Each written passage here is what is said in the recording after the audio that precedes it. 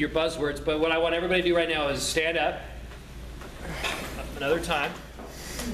And at the count of 3, tell me your buzzwords. 1, 2, let me do it again. 1, 2, 3. Fundraising, help. All right, great buzzwords. You can sit down. All right. Yes, it's just a starter set. It takes a while to really discover the right buzzwords. And because you told me yours, let me tell you mine. About 10 years ago, I was speaking at Millbrook School. It's this fancy-dancy prep school in upper state New York. All those kids that go there, they go to Harvard, Yale, and Princeton. So you know the types. And at this school, they have to play 2 sports. And most of them can't even play 1 sport. And I was talking about mental toughness. And I'm in this chapel. And all the kids are doing this to me. Just like you guys are doing today. And they're like hanging on my every word.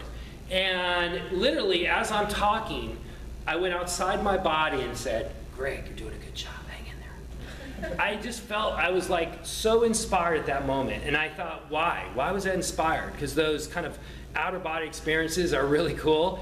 And it's because I was just sharing with them. I was just sharing my knowledge. I wasn't doing anything but sharing.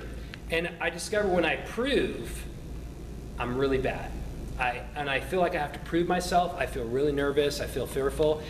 About 8 years ago, I tell you, Tom, I choked. About 8 years ago, one of the first times I was on local TV, they asked me to speak about Tiger Woods at the Masters. That's when he was good. And I got into the studio, and I kind of knew the questions they were going to ask me. And when the green light went on, I went like this. I froze like a deer in headlights. And the guy asked me a couple questions. I mumbled just some words, and we ended the interview really quickly. And as I was leaving, he put his hand on my shoulder. He said, "Nice try, Greg." So needless to say, he never called me back. And I had to think, why did I choke so bad? Because I was trying to prove how good a sports psychologist I was. So my buzzwords are just share. And I think about those kids' faces. That's my image, because I mean, they're like, I see them. I still see them. It's 10 years ago. And I think about, we were in a chapel, and I do this. That's kind of my image. I'm sorry, my action. And I kind of do this. And so the idea is that anytime before I speak, before I go, let's say on TV, before I go teach, I think about my image, I say my buzzwords, I do my action, and that fulfills me with purpose. It puts me at the right emotional state. And let me tell you another time. Yes, it's true, I was on Dance with the Stars, and you would think, given that this is like one of the #1 shows in the country and 20 million people watch it, they have their act together, but they don't. Totally, they don't. I get to the studio, and they told me it was going to be taped, and they were going to give me questions, so I'd be prepared. Well, when I get there, everyone's frantic, yelling around. I guess that's how TV works. And they said, no, we're going to do it live. We're going to do it live, and we can't give you questions. I'm like, what? And so my emotions start getting out of check again, and I started feeling nervous, and I just said my word, just share, did my action, thought of the image, and my emotions got back into control. And when that green light came on, I'm not an actor, but I thought I did an okay job. And I don't know if you saw the episode I was on, but it was this one. It was when Barack Obama was dancing with Sarah Palin. Let me say, that's fake. But it looks real. Only if the Democrats and the Republicans could get along that well, right? But yes, no, I was on Dance with the Stars. And the idea is that when you play this life song, because you've created the right notes, words, and actions, you will have the right emotions under pressure. When you get squeezed, you will have the right emotions. That's the way it works, because you've made it your habit. And so we're all under pressure in everything we do every day. And so when you create the right notes, you will play the right life song. That's just the way our body works. And so the idea is that you want to be able to do this preset, like before you go into client meetings or talk to that client. You know, we call it maybe a pre-event routine. It kind of presets your emotions. This is a way to stimulate you in the right direction.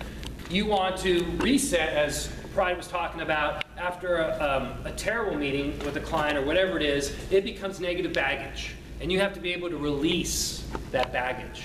And by using the right notes, the right images, the right words, you will be able to basically push your emotions in the right direction and release all that negative stuff. Because that is what you've been training your mind and body and heart to do. And recharge.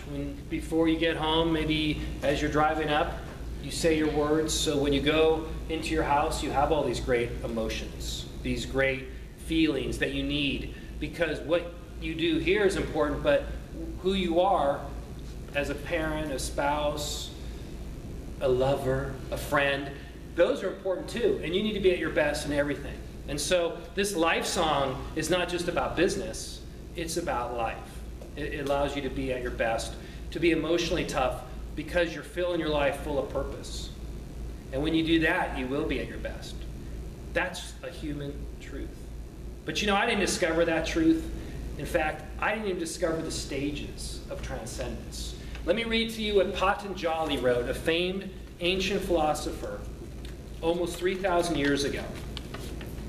And he wrote these words: when you're inspired by some great purpose, some extraordinary project, all of your thoughts break their bonds, your mind transcends limitations, your consciousness expands in every direction, and you find yourself in a new and great wonderful world.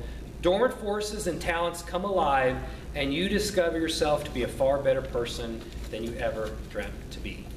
Think about that. He wrote that 3,000 years ago.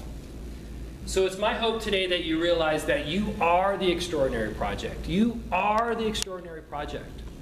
And that when you fill your life with purpose, you will hear those sweet notes to your life song. You will free your talents. And you will become the person you're always meant to be. The person you always wanted to be. That's not an ancient truth. That's not a modern truth. This is our truth. But I know what you really want to do. So one last time, stand up. Turn to your neighbor and point and say, "You're the person who stole my blue bike." You're the person who stole my blue bike.